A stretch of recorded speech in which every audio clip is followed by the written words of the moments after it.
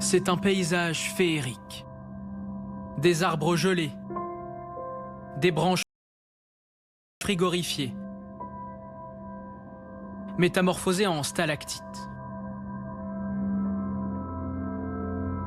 Les États-Unis, balayés depuis plusieurs jours par un froid polaire venu d'Arctique. Le Mississippi, mythique fleuve du pays, en transporte les stigmates. Des blocs de glace à la dérive. Le fleuve nous emmène vers le nord. Direction Minneapolis, dans le Minnesota. Il a fait jusqu'à moins 28 degrés. Un record de température qui a carrément figé les pantalons.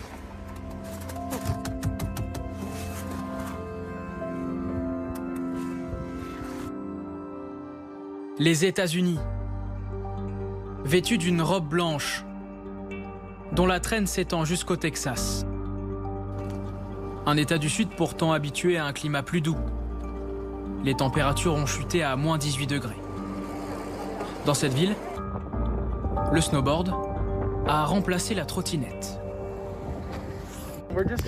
On essaie juste de profiter de cette neige au Texas et elle ne tombe pas souvent comme ça, donc dès qu'on a une chance de sortir notre snowboard, on le fait. Et c'est la première fois que vous faites du snowboard à Lubbock? C'est la première fois que je fais du snowboard à Lubbock et croyez-moi, ce n'est pas décevant. Dans tout l'État, ce puissant blizzard a figé la surface des lacs, mais surtout endommagé les infrastructures locales. Ici, rien n'a été prévu pour se préparer à des températures extrêmes.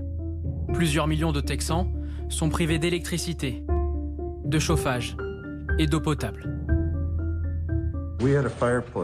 Avec notre cheminée, on a brûlé tout le bois que nous avions. C'est malheureux de se retrouver dans cette situation. J'aimerais qu'il en soit autrement.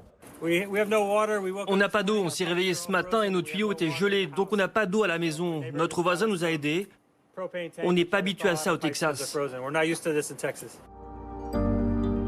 Plus de 100 millions d'Américains sont concernés par des avis de grand froid et de tempêtes hivernales.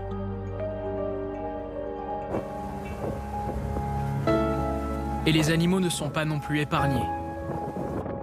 Des milliers de tortues se sont échouées sur les côtes texanes, assommées,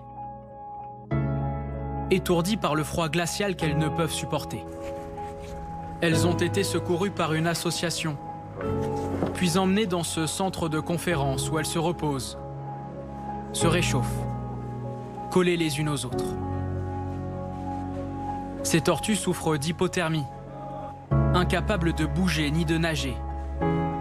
Elles retrouveront leur habitat naturel dans quelques jours, quand l'eau sera plus chaude. Les températures remonteront en début de semaine prochaine.